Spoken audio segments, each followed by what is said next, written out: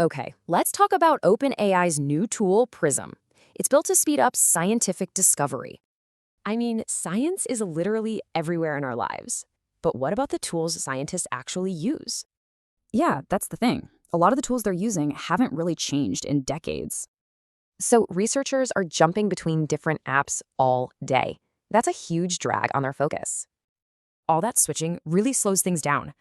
So what's the fix? Is there a better way?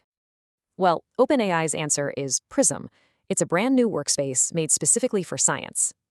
It's powered by GPT-5.2, so think of it less like an editor, more like an AI research partner. Okay, so how does putting everything in one place actually help? Let's break it down. It brings everything together: drafting, searching for literature, and working with your team. No more app switching. You can actually chat with an AI that gets your whole document, equations, references, everything.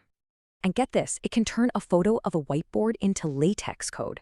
That saves so much time. Of course, science is all about teamwork, and Prism was built for that from the ground up.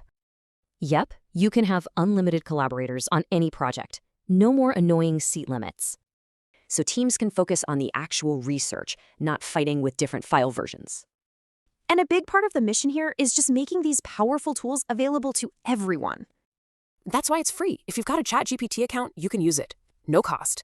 OpenAI thinks what AI did for software in 2025, it can start doing for science right now. Prism is really just a first step, right? It's about easing that day-to-day grind for researchers. Hey, if you liked this breakdown, be sure to like and subscribe for more AI explainers. So, you have to wonder, is this the year that AI really changes science for good?